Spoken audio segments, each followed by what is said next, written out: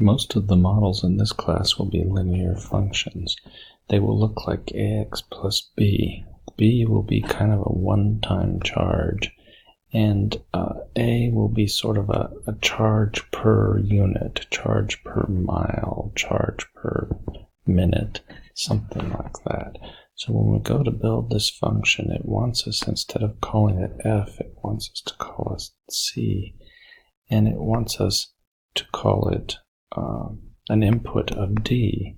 Probably d is for the number of miles, the distance. And so it looks like there's a $2.25 one-time charge. And then for every single mile we go, each one of these d miles, it's $2. So it's $2 times the number of miles. If we go 5 miles, it'll be 5 times 2 or $10. 3 miles, 3 times 2 or $6. So this is a model. That is a function that models the cost of the ride in Atlanta. Now, determine the mileage on a ride that costs $23.25. Well, we want to know what input gives an output of $23.25. So we write down the output of our cost function, and we set it equal to $23.25, and we go to work. So we subtract $2.25 from both sides,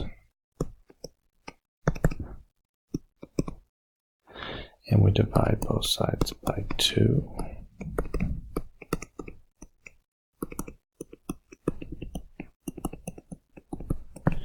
And we find that it's 10.5 miles. So if you ride in the taxi at a 10.5 mile trip, you're going to end up paying $23.25. What if you're given a function, but you're not given its graph, and you're asked for the domain? Is there a way to get a handle on the domain without graphing the function? And the answer is yes. What you do is you ask yourself, is there any input for x, any number that you can think of, which leads to something that cannot be calculated, even with a computer or a calculator? So if we put in a 1 for x, we can certainly calculate this fraction. It would be like -1. It would be like 2 on top of -2, which is -1.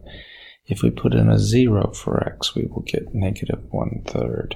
If we put in a 1.79 for x, I don't know what we get, but with a calculator we could calculate it. So it looks like the domain, which are all the possible numbers that we can do this calculation for, is almost everything. We think maybe it's everything, all real numbers, but can you find an exception? What about the number 3? If you put in x equals 3 on top, you get 3 squared plus 1, which is going to be 10, which is no problem. But on the bottom, you get 3 minus 3, which is 0, and that is a problem, because no matter what kind of calculator or computer you're using, you cannot do 10 divided by 0. You could do 0 divided by 10, that's exactly 0, but you can't do 10 divided by 0. It's undefined, it's not a number.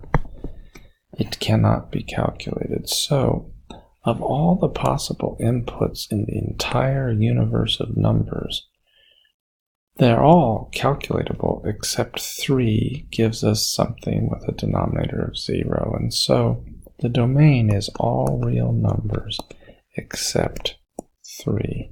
And this is a pretty good way of writing that, all real numbers except 3. We could dink around and use interval notation and set builder notation, but I'd much rather that you see the idea and be able to communicate the idea. Those are the 2 new ideas in this section for us.